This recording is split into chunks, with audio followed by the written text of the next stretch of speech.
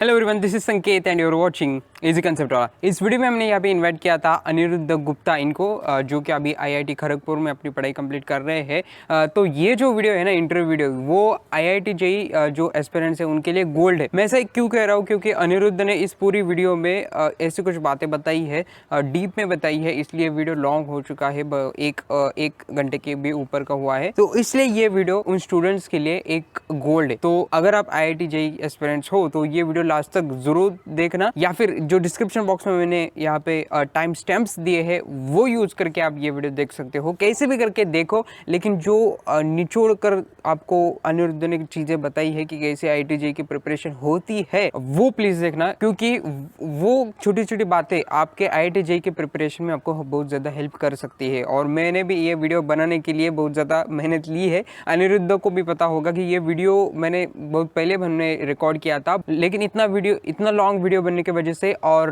कुछ अदर मेरे प्रॉब्लम्स की वजह से वीडियो बहुत लेट हो गया। बट लेट हो गया है, बट ऐसा नहीं है कि इसमें आपको कुछ वैल्यू नहीं मिलने वाली। वैल्यू इतनी मिलने वाली है कि अगर कोई इससे इम्प्लीमेंट कर देता है वो मतलब आईआईटीएन बन जाएगा, ऐसा मुझे तो लग रहा है, क्योंकि उतना ऑनेस्टली अनिरुद्ध ने आपको चीज़ें बताई है। तो अभी का भी एक नोटबुक लीजिए और जो टिप्स आपको दी जा रही है वो नोट डाउन कीजिए और आपके प्रिपरेशन में वो उन्हें इम्प्लीमेंट कीजिए। शुरू करते हैं इंटरव्यू वीडियो। तो हेलो अनिरुद्ध, आपका हमारे इजी कंसेप्ट वाला चैनल पे सबसे पहले तो बहुत बहुत स्वागत। तो आपने आपका समय निकाला और आप स्टूडेंट का भी गाइड करने वाले हो, तो वेलकम टू इजी कंसेप्ट वाला। थैंक यू बुलाने के लिए। Okay great. तो हमारे चैनल पे इजी कंसेप्ट वाला पे जो एमएससी सीईटी के इंटरव्यूज चलते रहते हैं, लेकिन बताना चाहूंगा, खुशी हो रही है कि आपका ये पहला इंटरव्यू होगा हमारे चैनल पे, जो कि आईआईटी जेई का गाइडेंस हम इसमें करने वाले हैं। तो एक अच्छी बात है वो आप आए आईआईटी जेई का गाइडेंस करने के लिए। तो first of all please introduce yourself.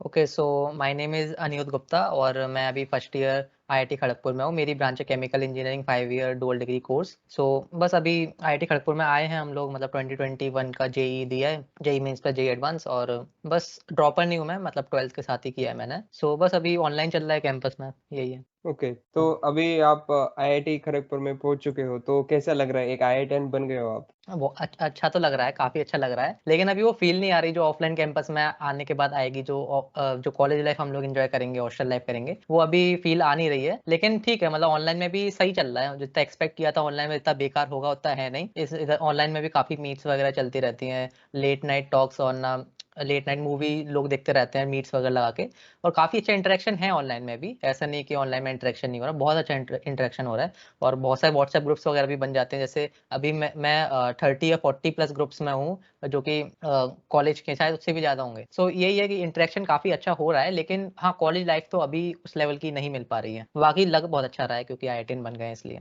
तो आपने स्टार्टिंग से जेई की प्रिपरेशन की थी? मैंने जेईई की प्रिपरेशन एक्चुअली 11th से स्टार्ट की थी, और 11th-12th मैंने जेईई की प्रिपरेशन की थी फ्रॉम फिटजी ग्वालियर। सो वैसे तो कहने को तो मैंने ऑफलाइन कोचिंग से किया था, लेकिन 11th में मैंने ऑफलाइन पढ़ा भी, लेकिन मुझे इतना उससे मज़ा नहीं आ रहा था, ज़्यादा कुछ सीखने को नहीं मिल रहा था। सो मैंने क्या है, ऑनलाइन पढ़ना शुरू कर दिया था। ऑफलाइन भी चल रहा था, मैंने छोड़ा नहीं था उसे, लेकिन मैं क्या क्या था, 12th में जब मैं आया था तब कोरोना शुरू हो गया था। सो उस केस में सारी ऑनलाइन क्लासेस बिगिन हो गई थी, तो मैंने क्या किया, ऑनलाइन ही पढ़ना शुरू कर दिया।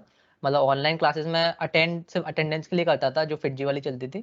बाकी मैं जो दूसरे यूट्यूब वगैरह है, और काफ़ी सारे सोर्सेज वगैरह हैं, मतलब यूट्यूब और ना बाकी टेलीग्राम वगैरह पे भी, तो उनसे मैं ज़्यादा देखता था, और उससे ही मेरा ज़्यादा कंट्रीब्यूशन रहा है, जो मेरी जर्नी रही है उसमें। कई सारे स्टूडेंट्स यही मोड अपनाते हैं जो जिनके पास जिनकी कंडीशन नहीं है कि वो ज़्यादा हाई लेवल के क्लासेस लगा सके। तो हम थोड़ा इसमें डीप जाते हैं कि कैसा अच्छे से इस्तेमाल कर सकते हैं इस टेक्नोलॉजी का। आपने कैसे जब आपने बोला कि टेलीग्राम ग्रुप, यूट्यूब चैनल, तो थोड़ा डीप में बता सकते हो आप एक्चुअल में क्या करते थे? देखो, 11 से 12 तो मैंने ऑफलाइन ही पढ़ा है। थोड़ा बहुत मैं ऑनलाइन का देख लेता था। एक एनवी सर नाम के सर हैं, काफ़ी फेमस है जेईई में। सो वो कोटा की एक कोचिंग में पढ़ाते हैं, उनकी खुद की कोचिंग है मोशन। सो उसमें पढ़ाते हैं वो, तो वो बहुत फेमस सर है, तो उनसे मैंने फिजिक्स पढ़ी थी 11th में, थोड़ी बहुत ऑनलाइन, क्योंकि मुझे ऑफलाइन कोचिंग में समझ में नहीं आ रही थी इसलिए। सो मैंने थोड़ा बहुत पढ़ा उनसे, काफ़ी अच्छा लगा मुझे। मुझे लगा कि ना यार, ये ऑफलाइन में जैसा पढ़ा रहे हैं उससे 10 गुना अच्छा तो ऑनलाइन में पढ़ा रहे हैं। भले ही मैं उनकी क्लास में ऑफलाइन में नहीं बैठा हूँ, जो एनवी सर की क्लास है, लेकिन फिर भी मुझे बहुत अच्छे से समझ में आ रहा है। उनके नोट्स और ना उनका जो पढ़ाने का स्टाइल है, सब बहुत अच्छा लग रहा था मुझे, इसलिए मैंने फिर ऑनलाइन की तरफ थोड़ा शिफ्ट होना मैं शुरू हो गया था। और जैसे ही 12th आया, फिर 12th में सिंस कोरोना आ गया तो पूरा ही ऑनलाइन हो गया। तो अब मुझे ऑफलाइन में फिटजी में जाने की भी ज़रूरत नहीं थी। तो मैं ऑनलाइन क्लास को बंक भी मार सकता था ईज़िली, बिना किसी चीज़ मतलब बिना किसी दिक्कत के। सो मैं क्या करता था कि जो ऑनलाइन क्लास चल रही है 12th के इनिशियल स्टेज में, तो मैंने फिटजी की ऑनलाइन थी वो अटेंड की थी। इनिशियली क्योंकि ज़्यादा मुझे आइडिया नहीं था, मैंने सोचा था कि ऑनलाइन वो भी करूँगा, अलग से भी पढ़ूँगा और फिटजी की भी करूँगा। लेकिन फिर मेरा मन हट गया ऑफ मतलब जो फिटजी वाली कोचिंग से, क्योंकि मुझे इतना ज़्यादा सीखने को नहीं मिल रहा था और मुझे स्टाइल भी अच्छा नहीं लग रहा था उनका पढ़ाने का। इसलिए फिर मैंने पूरा ही ऑनलाइन में शिफ्ट हो गया। अब ऑनलाइन में मैं कैसे पढ़ता था, मैं मेनली यूट्यूब से देखा करता था। जैसे 11th में तो मैं टेलीग्राम ग्रुप्स वगैरह काफ़ी रहते हैं, तो उसमें एक एनवी सर के बहुत सारे लेक्चर्स वगैरह मिल जाएँगे फ्री में। इटूज़ एक जो ई-लर्निंग कोचिंग है, वो मोशन का ही मतलब एसोसिएशन में है एक कोचिंग, तो वो ऑनलाइन कोर्सेज़ प्रोवाइड करती है of many teachers like NV sir और प्रिंस सर हैं और जीबी सर हैं। जीबी सर बहुत अच्छे टीचर है मैथ्स के, तो जीबी सर से पूरी मैंने मैथ्स पढ़ी है। तो वो मैं टेलीग्राम से ही पढ़ता था। टेलीग्राम में बहुत सारे ग्रुप्स मिल जाएँगे, फ्री में लेक्चर अपलोडेड रहते हैं उसमें। तो मतलब वो चीज़ अच्छी तो नहीं रहती, पायरेसी ऑब्वियसली अच्छी नहीं है, लेकिन मेरी कंडीशन ही उस समय ऐसी थी, फिटजी में मैं 3 लाख रुपए ऑलरेडी बर्बाद कर चुका था, तो मैं मेरा ये भी कंडीशन नहीं था कि मम्मी-पापा से बोलूँ कि आप मुझे फिर एक और कोर्स खरीद के दो 50-60 हज़ार का। इसलिए मैंने क्या है टेलीग्राम से ही पढ़ा और काफ़ी अच्छा लगा मुझे। केमिस्ट्री, फिज़िक्स, मैथ्स तीनों मैं टेलीग्राम से पढ़ता था। लेकिन टेलीग्राम से भी फिर क्या हो गया था, मुझे और भी चीज़ें सोर्सेज़ पता चल गए थे। जैसे यूट्यूब पे काफ़ी सारे सोर्सेज़ वगैरह, एक कॉम्पिटिशन करके कोचिंग है यूट्यूब पे, उसमें फ्री में लेक्चर अपलोड कर रखे हैं पूरे सिलेबस 11th-12th का। और वो जेईई मेन्स, जेईई एडवांस तक नहीं है, इवन ओलंपियाड लेवल तक है वो। सो काफ़ी अच्छे लेवल का कोर्स उन्होंने अपलोड कर रखा है और सब कुछ कवर कर रहे हैं उसमें 11th-12th का पूरा टिल ओलंपियाड लेवल। सो फिर मुझे ये सब भी देखने को मिल गए थे, तो मुझे वो और अच्छा लगा जो मैं इनसे पढ़ता था ए2 वाली कोचिंग से, टेलीग्राम से। तो मैं फिर उस पे थोड़ा शिफ्ट होने लगा और यूट्यूब पे और भी काफ़ी सारे सोर्सेज़ हैं। अनअकैडमी का जो यूट्यूब चैनल है, उसमें काफ़ी अच्छे-अच्छे लेक्चर अपलोडेड हैं, तो मैं वो भी देखता था। और भी काफ़ी सारे सोर्सेज़ हैं, फिज़िक्स वाला है, तो और एक और सोर्स है फिज़िक्स गैलेक्सी करके, वो आशीष अरोरा सर मतलब उसको पढ़ाते हैं। आशीष अरोरा सर एलएन जयपुर के हैं, तो वो पढ़ाते हैं, वो बहुत अच्छा पढ़ाते हैं। वो तो मतलब फिज़िक्स के मैं बेस्ट सर कहूँगा मतलब मेरी नज़र में, सबका अपना-अपना व्यू होता है, लेकिन मुझे उस फिज़िक्स के इंडिया में बेस्ट सर लगे जिनसे मैंने अभी तक पढ़ा है। सो उनके काफ़ी सारे यूट्यूब पे फ्री लेक्चर्स अपलोडेड हैं, बहुत अच्छी क्वालिटी के लेक्चर हैं, बहुत कंसाइज़ वे में अपलोड कर रखे हैं। तो वो मुझे आखिरी-आखिरी में पता चला, तो होपफुली अगर मुझे पहले पता चल जाता, तो मेरी रैंक शायद और अच्छी होती। लेकिन ठीक है, मुझे एटलीस्ट पता चला, तो मैंने काफ़ी कुछ उनसे भी पढ़ा, आशीष अरोरा सर से पढ़ा यूट्यूब पे। मतलब आखिरी-आखिरी तक मैं यूट्यूब से ही मेनली पढ़ने लगा था, टेलीग्राम से इतना नहीं पढ़ रहा था। और यूट्यूब पे अगर आपको पता है कोर्सेज़ मतलब जो सोर्सेज़ वगैरह पता है, तो आप बहुत अच्छा मतलब पढ़ सकते हो, अपनी तैयारी अच्छे से फ्री में कर सकते हो। 11th-12th में मैंने तो 3 लाख बर्बाद करके की, लेकिन आप फ्री में कर सकते हो बहुत अच्छी तरीके से। बस आपको गाइडेंस चाहिए करेक्ट। हमारे जो इजी कंसेप्टर के ऑडियंस है वो कई सारे स्टूडेंट्स ऐसे ही हैं जो कि यूट्यूब से ही करते हैं बट वो ये भी कहते हैं यहाँ पे स्ट्रक्चर नहीं मिलता और एक दूसरा एक रिस्क होता है कि वो भटक जाते हैं दूसरा ही कुछ देखने लगे या फिर आपको पता होगा डिस्ट्रैक्शन तो ये स्ट्रक्चर नहीं होता और डिस्ट्रैक्शन हो सकता है तो इसके बारे में क्या बताओगे जब ऑनलाइन पढ़ रहे हो तो हाँ, तो देखो ये रहता है, ये मतलब यूट्यूब नहीं है ऑब्वियसली, इतना अच्छा पढ़ने का प्लेटफ़ॉर्म नहीं है। हाँ, उसमें कोर्सेज़ बहुत अच्छे-अच्छे लेवल के अपलोडेड हैं, लेकिन वो पढ़ाई पे फ़ोकस नहीं करता यूट्यूब। यूट्यूब का मेन जो उसका यूएसपी है, मेन उसका यूट्यूब का मोटिव है, वो कंटेंट डिलीवर करना है। अब उसपे जो अगर आप पढ़ाई करोगे, सो ऑब्वियसली आपके जो फ़ीड है, उसमें काफ़ी सारे अलग वीडियोज़ भी आएँगे, तो आपका मन उसमें जाएगा, वो ऑब्वियस सी बात है। और स्ट्रक्चर्ड आपने जो कहा स्ट्रक्चर्ड वे में नहीं मिल पाती, वो भी एकदम करेक्ट है। तो उसके लिए ही तो डिफरेंट प्लेटफ़ॉर्म्स अभी बनाए गए हैं। जैसे अभी बहुत फ्री में, मतलब फ्री में तो नहीं कहूँगा, लेकिन बहुत ही अफ़ोर्डेबल प्राइस में बड़े-बड़े लोग, बड़ी-बड़ी कंपनीज़ आ गई हैं। जैसे अपनी कक्षा है, जो अमन दत्तवाल सर लेके आए हैं, मतलब उनका उन्होंने बनाया पूरा अपनी कक्षा, जो कि यूट्यूब चैनल तो है ही, साथ ही साथ वो कंपनी है, जो कि बहुत ही अफ़ोर्डेबल प्राइस में कोर्सेज़ देती है। और वो कोर्सेज़ मतलब 1 साल के भी, जैसे अनअकैडमी देती है, वैसे वो भी देती है। अनअकैडमी के थोड़े हायर साइड होते हैं, थोड़े मतलब कॉस्ट में थोड़े ज़्यादा रहते हैं, लेकिन उसके बहुत कम रहते हैं। अनअकैडमी के ऑब्वियसली और भी ज़्यादा बेनिफिट हैं, सबके अपने-अपने प्रोज़ एंड कॉन्स रहते हैं। लेकिन अपने अगर जो लोग अफ़ोर्ड नहीं कर पा रहे इतना, तो वो मैं रिकमेंड करूँगा आप यूट्यूब में पर्टिकुलर कंसेप्ट पढ़ सकते हो। मतलब आप नॉर्मल कोई सोर्स फ़ॉलो कर रहे हो यूट्यूब के अलावा, और अगर आपको कोई डाउट आया उस कंसेप्ट में, सो तब आप यूट्यूब पे जाओ। आप पूरी को मतलब पूरा आप यूट्यूब पे तभी करो, पूरी तैयारी अपना यूट्यूब पे तभी करना है जब आप फुल्ली डेडिकेटेड हो। आपको पता है कि आप बहुत फ़ोकस्ड हो और आप दूसरी जगह नहीं भटकोगे, आप डिस्ट्रैक्शन आप ईज़िली काबू कर लेते हो डिस्कशन में। सो तभी आप यूट्यूब से पढ़िए, नहीं तो मैं यूट्यूब को रिकमेंड नहीं करूँगा। अगर आपको थोड़ा बहुत एक आध चीज़ में डाउट है, तो यूट्यूब पे जा सकते हो। नहीं तो ये देखो बहुत ज़्यादा क्या सोर्सेज़ वगैरह आ गए हैं अब, जैसे अपनी कक्षा है, फिज़िक्स वाला है और अनअकैडमी तो है ही ऑब्वियसली, कंपटीशन है जिससे मैंने आखिरी में क्रैश कोर्स भी किया था जेईई एडवांस के लिए 1 महीने का, वो भी बहुत अच्छी कोचिंग है। सो काफ़ी अफोर्डेबल प्राइस में करा देते हैं। जैसे 2 साल का कोर्स जो है जेईई एडवांस तक का सिर्फ 5-6 हज़ार में दे देते हैं ये लोग। जो कि काफ़ी बड़ी बात है। बहुत अच्छे-अच्छे टीचर्स हैं, ऐसा भी नहीं है कि टीचर इतने अच्छे क्वालिटी के नहीं, बहुत ज़्यादा अच्छे टीचर्स हैं। एआईआर 1 पे की है, जेईई एडवांस में वो वाले टीचर्स भी मिल जाएँगे आपको। सो यही है कि अब मतलब एजुकेशन बहुत ही अफोर्डेबल बन गई है इंडिया में और आप कर सकते हो। ऑब्वियसली आपको फ़ायदा उठाना चाहिए उन सब चीज़ों का। और यूट्यूब पे तभी जाइए जब मतलब मैंने बताया यूट्यूब पे तभी जाना है जब आपको थोड़ा एक आध कांसेप्ट में दिक्कत हो तब। या फिर क्रैश कोर्स से वक़्त जा सकते हो कि आखिरी-आखिरी का टाइम है, पेपर आने वाले हैं। तो यूट्यूब पे काफ़ी सारे चैप्टर्स के क्रैश कोर्स चलते रहते हैं, तो वो आप देख सकते हो ऑब्वियसली वो सही है, वो अच्छी बात है। करेक्ट। तो जिन स्टूडेंट को अफोर्ड नहीं कर पाते वो, तो उनके लिए अच्छा मोड है। बट हुँ, ये भी क्वेश्चन रहता है स्टूडेंट्स का, इसलिए मैंने आपको पूछा। तो हमारे चैनल का जो एक कॉमन क्वेश्चन रहता है हर एक इंटरव्यू में कि फिजिक्स, केमिस्ट्री, मैथमेटिक्स, ये तीन सब्जेक्ट्स का एक आंसर दीजिए कि चैप्टर वाइज नहीं, सब्जेक्ट वाइज, कि फिजिक्स का स्टडी कैसे करना है, केमिस्ट्री का, मैथमेटिक्स का, और आपके कुछ एक्सपीरियंस हो, तीनों का एक बता दीजिए कि कैसा स्टडी करना है और आपका एक्सपीरियंस। हुँ। तो देखिए फिज़िक्स जो चैप्टर है मतलब फिज़िक्स जो सब्जेक्ट है, वो क्या 11th-12th में काफ़ी इंटरेस्टिंग सब्जेक्ट रहता है। जैसे 11th में हम लोगों से पूछा था कि आपका फेवरेट सब्जेक्ट कौन-सा है? फिज़िक्स टीचर ने पूछा था, तो मैंने तो फिज़िक्स कहा था, बाकी पूरी क्लास ने मैथ्स कहा था। सिर्फ मैं और एक और मेरा दोस्त था उसने फिज़िक्स कहा था। तो फिज़िक्स इनिशियली बहुत ही इंटरेस्टिंग रहता है क्योंकि उसमें क्या है वैसे रियल लाइफ़ चीज़ें सिखाते हैं। जैसे 12th में क्या है इलेक्ट्रिसिटी, मैग्नेटिज़्म ये सब सिखाते हैं तो वो अपन रिलेट नहीं कर पाते क्योंकि वो अपन को दिखता नहीं कैसे होता है। अब 11th में मैकेनिक्स सिखाते हैं, काइनेमैटिक्स सिखाते हैं जो कि आपके सामने हो रहा है। आपके सामने बॉडी गिरती हुई दिख रही है तो आप थोड़ा इमेजिनेशन कर पाते हो। तो फिज़िक्स काफ़ी इंटरेस्टिंग लगती है। लेकिन अब फिज़िक्स में यही चीज़ है अगर आप प्रिपरेशन पॉइंट ऑफ व्यू से देखो तो फिज़िक्स में प्रैक्टिस चाहिए। अब देखो मैं 2 भाग में बताऊँगा इसे जेईई मेन्स और जेईई एडवांस में।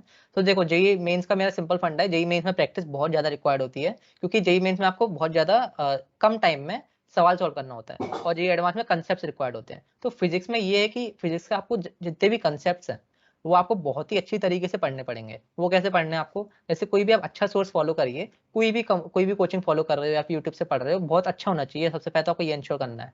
मैं मतलब सबके लिए करना चाहिए लेकिन स्पेसिफिकली फिज़िक्स के लिए अगर मैं बताऊँ तो एक तो अच्छा सोर्स पकड़ लो पहले, ठीक है? उनसे पूरा पढ़ लो फिज़िक्स। उसके बाद जो आपको प्रैक्टिस है, प्रैक्टिस बहुत ही अच्छी करनी है फिज़िक्स में और प्रैक्टिस में भी आपको फिज़िक्स में एक ऐसा सब्जेक्ट है जिसमें आपको एक सवाल में 1-1, 2-2, 3-3 घंटे भी लगाने पड़े ना तो आप लगाइए क्योंकि उस 3 घंटे से आपको बहुत ज़्यादा चीज़ें सीखने को मिलेंगी। अगर आप 3 घंटे में 30 सवाल कर लेते हैं और 3 घंटे में 1 सवाल करते हैं, तो उस 3 घंटे में 1 सवाल किया है ना, उसमें आपको 100 कांसेप्ट मिल जाएँगे।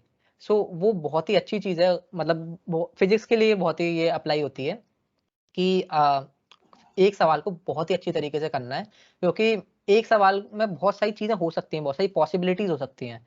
इसलिए मतलब 11th की फिज़िक्स में तो ऐसे ही किया जाता है। 12th में भी आपको सिमिलर सा ही टैक्टिक अपनानी है और बुक्स वगैरह जो फ़ॉलो करनी है देखो बुक्स मैंने सेंगेज फ़ॉलो की थी वैसे तो। वैसे बुक्स बोलो तो मैंने इतनी बुक्स फ़ॉलो की नहीं है, मैंने तो कोचिंग के मटेरियल और ऑनलाइन जो रेजोनेंस है कोचिंग है उसका मटेरियल काफ़ी फ़ॉलो किया है मैंने। तो उससे ही किया है वैसे बुक्स मैं सेंगेज थोड़ी बहुत लगाई थी तो काफ़ी अच्छी लगी थी मुझे। फिज़िक्स के लिए सेंगेज मैं आपको बोल रहा हूँ रिकमेंड करूँगा कि आप कर सकते हो। एससीवी सब लोग रिकमेंड करते हैं। सही है मतलब बेसिकली सही है लेकिन मुझे पर्सनली उतनी अच्छी नहीं लगी कि उसमें ऑर्गेनाइज्ड वे में नहीं है चीज़ें स्ट्रक्चर्ड वे में नहीं है। लेकिन सेंगेज में बहुत ही ज़्यादा स्ट्रक्चर्ड वे में आपको काफ़ी सारे अच्छे-अच्छे सवाल मिल जाएँगे। हाँ, सेंगेज का थोड़ा एक ड्रॉबैक है कि उसमें थोड़ा गलत-गलत सवाल भी हैं। मतलब गलत सवाल नहीं, गलत आंसर्स वगैरह दिए हैं, तो उसमें थोड़ी प्रॉब्लम हो सकती है। बाकी सेंगेज बहुत अच्छी बुक है फॉर फिज़िक्स। अब आते हैं अपन मैथ्स में, ठीक है?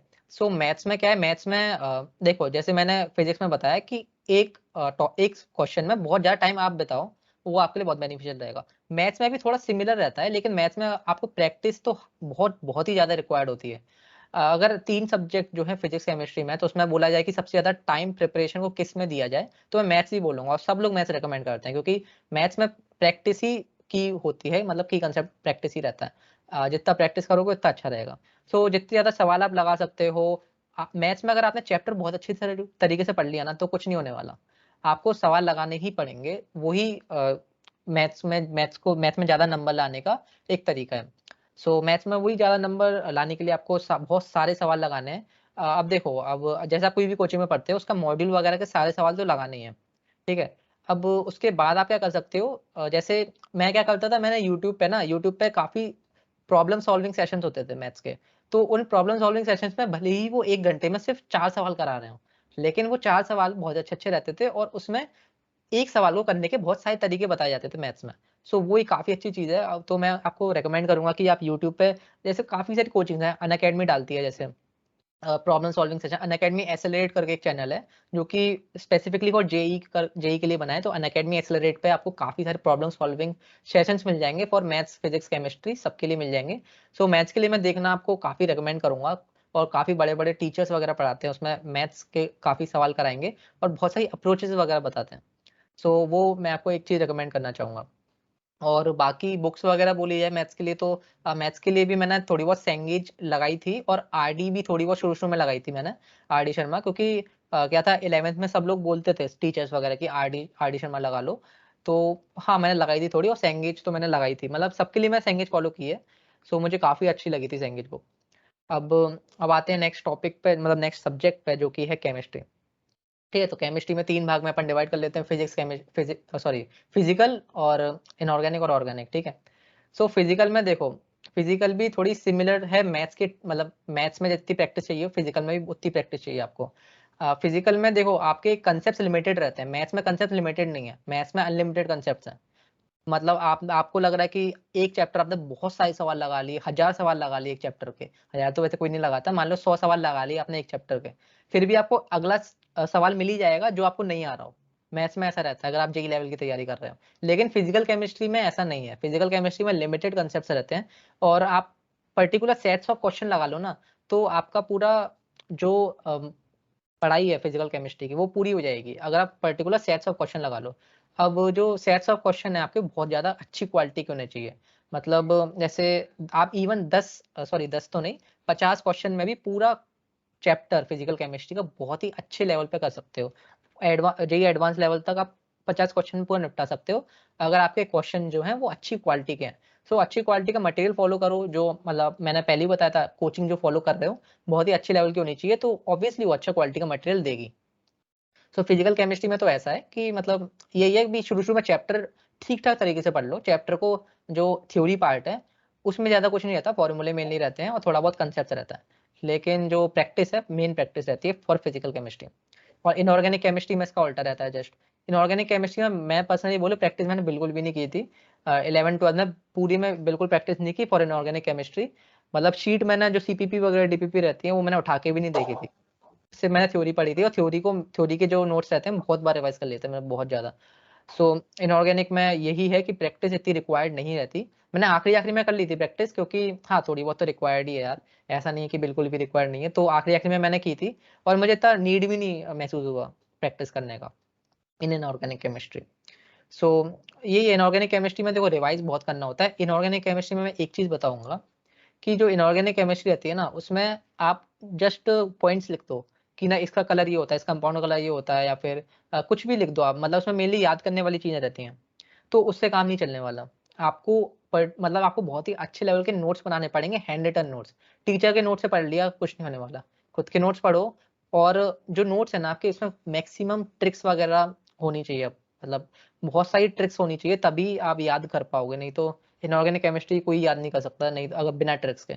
और आजकल जो टीचर्स वगैरह हैं, इनऑर्गेनिक केमिस्ट्री के बहुत अच्छे टीचर्स हैं, पीएस सर, मतलब जो मैं बहुत अच्छे लगते हैं मुझे तो। सो उनसे मैंने इनऑर्गेनिक केमिस्ट्री पढ़ी थी काफ़ी, यूट्यूब पे ही पढ़ी थी, उनके यूट्यूब पे फुल लेक्चर्स मिल जाएँगे आपको। उनके इवन 7-7 आवर्स के लेक्चर हैं, उन्होंने पूरे कंपाइल करके डाले हैं फॉर 1 चैप्टर। तो वो लेक्चर मैंने काफ़ी देखे और उनने बहुत सारी ट्रिक्स बताई हैं, बहुत सारी ट्रिक्स बताई हैं। तो वो याद रखने में बहुत ज़्यादा हेल्पफुल रहती हैं। तो एक पीएस सर को आप फॉलो कर सकते हो फॉर इनऑर्गेनिक केमिस्ट्री, क्योंकि उनसे आप ट्रिक्स वगैरह जो मिलेंगी। एक एमकेए सर भी हैं। एमकेए सर 2 सब्जेक्ट पढ़ाते हैं, ऑर्गेनिक केमिस्ट्री और इनऑर्गेनिक केमिस्ट्री। ठीक है? तो वो भी काफ़ी ट्रिक्स वगैरह बताते हैं। उनका भी यूट्यूब चैनल है, उनका उनका यूट्यूब चैनल का नाम है आईआईटियंस एक्सप्लेन। सो वो भी आप देख सकते हो। उनने भी काफ़ी एडवांस लेवल के कांसेप्ट्स कवर कर रखे हैं फॉर ऑर्गेनिक एंड इनऑर्गेनिक। और इनऑर्गेनिक में उन्होंने भी काफ़ी सारी ट्रिक्स वगैरह बता रही हैं। तो मैं यही बोलूँगा कि इनऑर्गेनिक में आप अपने खुद के नोट्स बनाओ। मैंने पता है नोट्स अपने आखिरी-आखिरी के टाइम में बनाए थे। जेईई एडवांस के 4-5 महीने पहले मैंने अपने नोट्स बनाए थे फॉर इनऑर्गेनिक केमिस्ट्री। और वो नोट्स मैंने चैप्टर वाइज़ नहीं बनाए थे। मैंने सब चैप्टरों को, सारे 11th-12th का जो भी इनऑर्गेनिक का मटेरियल है, एक ही फ्लो में लिखा था। ऐसे नहीं लिखा कि चैप्टर 1 उसका चैप्टर 1 का डाला, नहीं, मेरा चैप्टर 1 का जो कंटेंट है वो नोट्स के आखिरी में भी मिल जाएगा। सो यही था, मतलब मैंने पूरे मिक्स्ड नोट्स बनाए थे और काफ़ी अच्छे बने थे, मेरे पास अभी भी रखे हुए हैं और मैंने अपने यूट्यूब चैनल में उसका पीडीएफ डाला भी है, तो किसी को चाहिए होगा तो वो दे सकता है। मैंने पूरा पीडीएफ, आई थिंक 80 या 90 पेजेस के नोट्स हैं, पूरी इनऑर्गेनिक केमिस्ट्री कवर कर रखी है, बहुत सारी ट्रिक्स वगैरह मिल जाएंगी जो मैंने अभी आपको सोर्सेज वगैरह बताया, पीएस सर और एमके सर, इन सब की सारी ट्रिक्स आपको उधर मिल जाएंगी। तो वो बहुत ज़्यादा आर्स का मटेरियल जो मैंने कंज्यूम किया था वो मैंने उन नोट्स में पूरा निचोड़ दिया, पूरा लिख दिया अच्छे तरीके से। सो जरूर आप चेकआउट कर सकते हैं आपको करना हो तो। और यही है, इनऑर्गेनिक केमिस्ट्री में मेनली नोट्स बनाओ। और अब आता है ऑर्गेनिक केमिस्ट्री। सो देखो, organic chemistry I think balanced है, ज़्यादा प्रैक्टिस नहीं करनी होती, नॉर्मल प्रैक्टिस करना है और थ्योरी भी नॉर्मल पढ़नी है। इनऑर्गेनिक में क्या था, थ्योरी बहुत ज़्यादा पढ़नी है, प्रैक्टिस बहुत कम करनी है। लेकिन ऑर्गेनिक में बैलेंस्ड रहता है कि प्रैक्टिस और जो थ्योरी पार्ट है दोनों सिमिलर टाइप का करना होता है आपको। और ऑर्गेनिक के सोर्सेज अगर मैं आपको बताऊं तो ऑर्गेनिक एमके सर, जो मैंने बोला एमके सर ऑर्गेनिक भी पढ़ाते हैं। सो उनने काफ़ी अच्छी ऑर्गेनिक पढ़ाई। एक सचिन राणा सर है, सचिन राणा सर अनअकैडमी में पढ़ाते हैं, ठीक है। तो उनके यूट्यूब चैनल भी है, सचिन राणा सर का काफ़ी फेमस यूट्यूब चैनल है। सो वो भी आप चेकआउट कर सकते हो, उसमें उन्होंने ऑर्गेनिक पढ़ा रखी है थोड़ी बहुत। और एमके सर ने भी ऑर्गेनिक पढ़ा रखी है। और उनका अनअकैडमी का आप सब्सक्रिप्शन लेना चाहे तो वो भी ले सकते हैं। सचिन सर बहुत अच्छा पढ़ाया उन्होंने, आखिरी मतलब मैंने पर्सनली अनअकैडमी का सब्सक्रिप्शन नहीं लिया था, मैं अफोर्ड नहीं कर पा रहा था उस समय। लेकिन मैंने उनके क्रैश, जो उनके फ्री फ्री कोर्सेज रहते हैं ना, फ्री लेक्चर्स रहते हैं अनअकैडमी पे, लाइव लेक्चर चलते रहते हैं फ्री, वो मैंने देखे थे, काफ़ी मुझे बहुत अच्छे लगे। सो मैं आपको रिकमेंड करूंगा कि सचिन नाना सर को आप फॉलो कर सकते हैं फॉर ऑर्गेनिक केमिस्ट्री। और जैसे मैंने शुरू शुरू में एक कोचिंग का नाम बताया था, ऑनलाइन फ्री पढ़ाती है जो कंपटीशन, तो कंपटीशन ने भी, जैसे मैंने शुरू में बताया कि वो पूरा कोर्स सब लेक्चर अपलोड कर रखे हैं उसने यूट्यूब पे फ्री में, वो उसमें भी ऑर्गेनिक बहुत ही अच्छी लेवल की कवर कर रखी है। सो ऑब्वियसली आप उसमें भी देख सकते हो ऑर्गेनिक और सीख सकते हो। और ऑर्गेनिक में मैंने यही बता दिया कि प्रॉब्लम सॉल्विंग ज़्यादा रिक्वायर्ड नहीं रहती, बस इतना ही था। सो आपने जो अभी आंसर किया वो पूरा डिटेल बता दिया, मैं तो चुप ही बैठा था। मतलब अगला कोई ऐसा माइक्रो क्वेश्चन पूछने की जरूरत नहीं, आपने एक ही क्वेश्चन में आंसर कर दिया, सारे क्वेश्चंस मतलब हो गए वो कवर, ठीक है। तो अनिरुद्ध इनका यूट्यूब चैनल भी है जिसके लिंक मैं डिस्क्रिप्शन बॉक्स में दे रहा हूँ। आपने अभी देखा कि वो एक ही शॉट में कितना उन्होंने आपको गाइड किया है, तो उनके चैनल को जरूर सब्सक्राइब करना, लिंक डिस्क्रिप्शन बॉक्स में है अवेलेबल, ठीक है। तो देखो, मॉक टेस्ट भी देना जरूरी होता है कौन से भी एग्जामिनेशन हो। तो अपने जेई के लिए स्पेशली कैसे मॉक टेस्ट दी हुई थी, जेई मेंस और एडवांस दोनों के लिए दिए होंगे आपने, तो वो बताइए प्लीज। ओके, सो देखो, जी मॉक टेस्ट मैंने इनिशियली इतनी दी नहीं, फिर जी में एक चलता है AITS, all India test series. So वो मैंने दी थी, वो मतलब ये महीने में एक आध बार होती है। सो 11th में तो मैं मॉक टेस्ट में इतना इन्वॉल्व नहीं था, और मेरे मॉक टेस्ट में जितनी भी दी थी उसमें भी आई इतनी अच्छी नहीं रहती थी, बहुत ही बेकार आती थी। सो बाद में जब 12th में आए, 12th में भी मैं पर्सनली कहूँगा कि मैंने मॉक टेस्ट नहीं दिए शुरू शुरू में, मतलब ये मेरी गलती भी थी, मतलब मुझे देने चाहिए थे लेकिन मैंने नहीं दिया। तो यही था, मैं ज़्यादा थ्योरी में इन्वॉल्व था, मैं थ्योरी पढ़ता रहता था, चैप्टर्स कवर करने में मेरा ज़्यादा इंटरेस्ट रहता था, ना कि मॉक टेस्ट वगैरह और रिवीजन में। रिवीजन भी मैंने नहीं किया, वो मेरी गलती है। सो मॉक टेस्ट मैंने एक्चुअली आखिरी आखिरी में दिया जब 2021 आया था। जैसे मेरा 12th बिगिन हुआ था 2022 के जुलाई, आई थिंक जुलाई में, अप्रैल जुलाई में। और जो 2021 जब आया तब जेई मेंस बहुत करीब आ गए थे। जैसे फेब्रवरी अटेम्प्ट हुआ था हमारे में, सबसे पहले हमारे में 4 अटेम्प्ट हुए थे, सबको पता ही होगा। सो 4 अटेम्प्ट हुए थे, और ना फेब्रवरी, मार्च और अप्रैल, और फिर आई थिंक जून में हुआ था। सो यही 4 अटेम्प्ट्स हुए थे, और मार्च में मैंने अपना पहला मॉक टेस्ट दिया था, जो सीरियसली दिया था मैंने, क्योंकि मेरा मानना था कि सिलेबस कंप्लीट हो जाए उसके बाद मैं मॉक टेस्ट दूं, जो कि बिल्कुल गलत है। अगर आप भी ये गलती कर रहे हो तो मत करना। अगर आप भी कह रहे हो कि यार मैं ये चैप्टर कर लूँ उसके बाद उस चैप्टर का मॉक टेस्ट दे दूंगा, नहीं यार, ये मत करो, फिर चैप्टर खत्म होगा ही नहीं आपका। चैप्टर करोगे, दूसरे चैप्टर पे लगे जाओगे, फिर आप सोचोगे कि उसके बाद करूंगा मॉक टेस्ट, तो वो चीज़ रहती है। तो मैं कहूँगा कि अभी के अभी आप मॉक टेस्ट दो, वही आपके लिए सबसे ज़्यादा बेनिफिशियल रहेगा। और मैंने गलती की, मतलब मैंने बाद में लेट स्टार्ट किया। अब मैंने जनवरी में, आई थिंक जनवरी में शुरू किया था मॉक टेस्ट देना। सो जनवरी में मैं क्या करता था, मेरा क्या मेंटेलिटी था कि मैं जेई एडवांस के लिए ही पढ़ना है मुझे सिर्फ।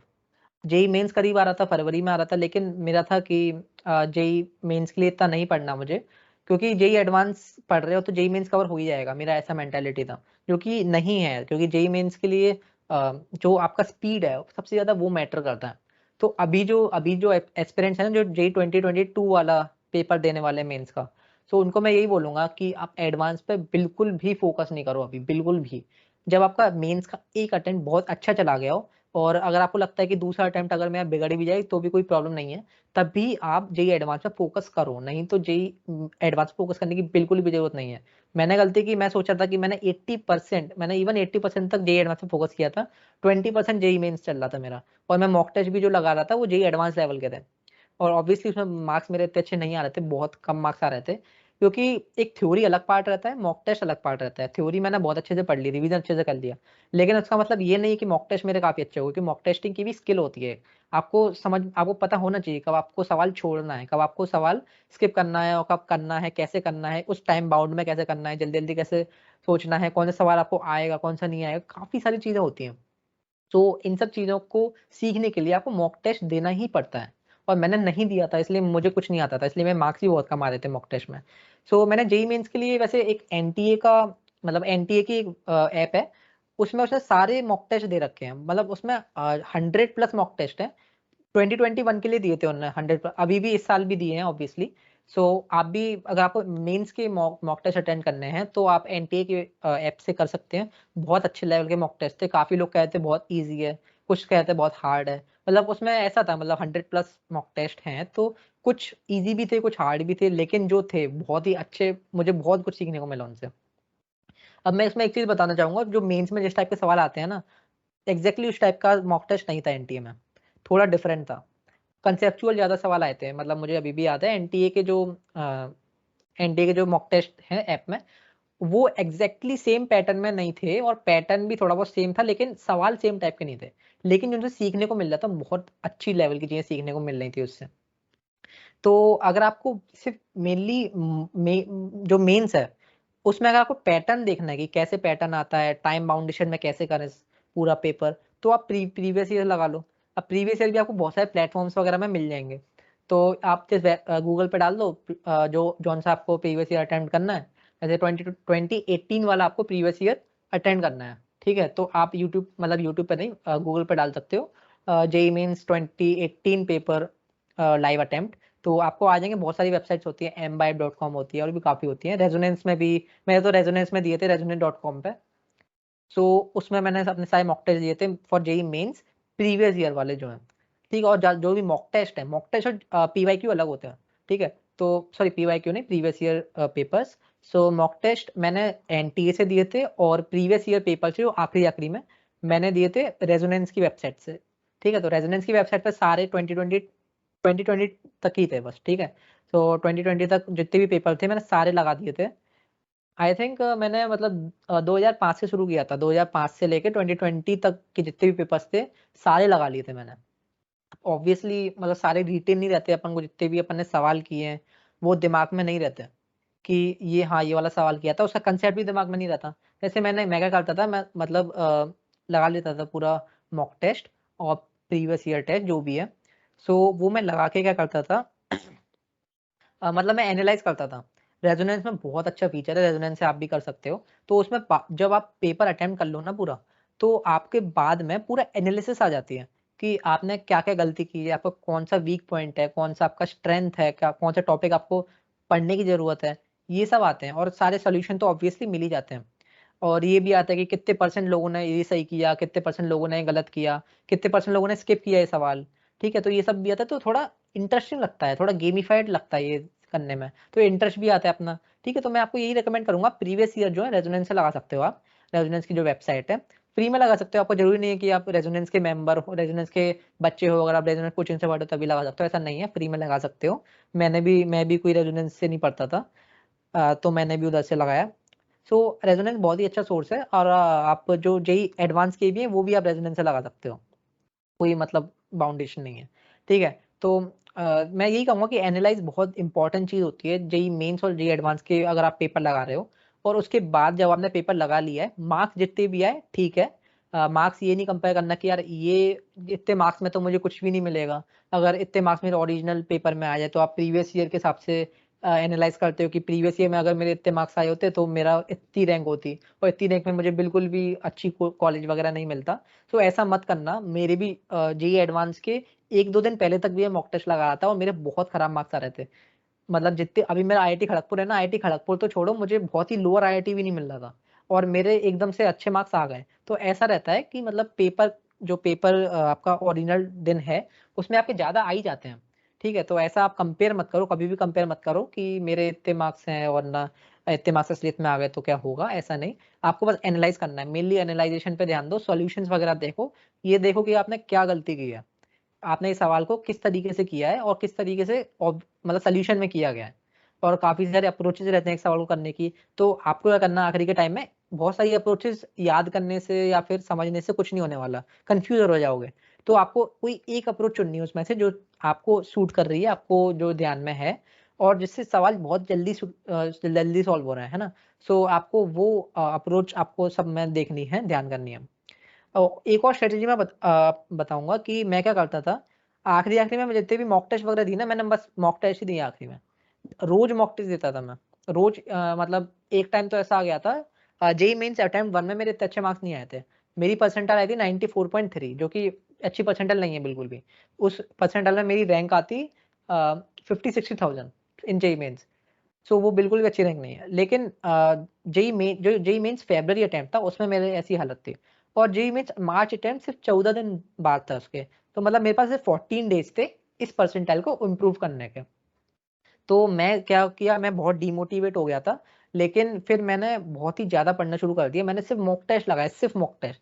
जेई मेंस के फरवरी अटेम्प्ट से पहले पहले मैं ज्यादातर थ्योरी पढ़ता था, रिवीजन करता था, मॉक टेस्ट पर इतना ध्यान नहीं दिया था। लेकिन अब मैं दिन के 2-2 मॉक टेस्ट लगाता था। मैं आपको रिकमेंड नहीं करूंगा, दिन के 2 मॉक टेस्ट बहुत ज्यादा हो जाते हैं, क्योंकि 3 घंटे का एक पेपर रहता है। ठीक है, 3 घंटे और से एनालाइज करोगे तो 5 घंटे हो जाएंगे टोटल। और वो मैं 2 लगाता था, 10 घंटे हो गए, 10 घंटे तो मेरे मॉक टेस्ट में ही निकल गए, है ना। तो ये मैं रिकमेंड नहीं करूंगा, रिवीजन भी चाहिए होता है। लेकिन मैंने किया वो, मैंने 1 हफ्ते लगातार रोज 2-2 मॉक टेस्ट लगाए, क्योंकि मैं बहुत डिमोटिवेट हो गया था, मुझे इंप्रूव करना था अपने मार्क्स। उससे मुझे बेनिफिट हुआ, ऑब्वियसली मैं काफ़ी कुछ सीखा, काफ़ी जो पेपर अटेम्प्टिंग स्ट्रेटजीज वगैरह होती हैं मेरे अंदर डेवलप हुई।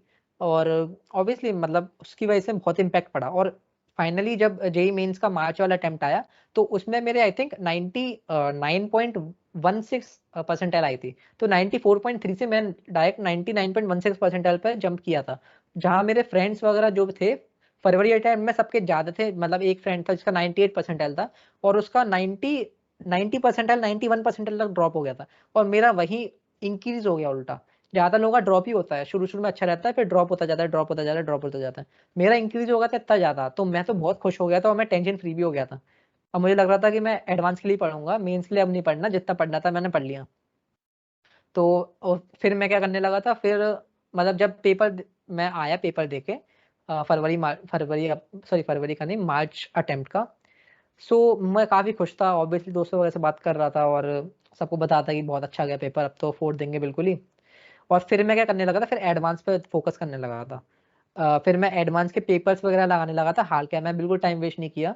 ऐसा नहीं कि मतलब बस चिल करने लगा उसके बाद, नहीं, मैं उसी दिन रात को, मतलब दोपहर तक मैंने बातें की, बहुत दोस्तों के साथ मतलब चिल वगैरह किया। बाकी जो पेपर दे के आया था उसके रात में, उसी दिन रात में मैंने पहला मॉक टेस्ट लगाया अपना एडवांस के लिए।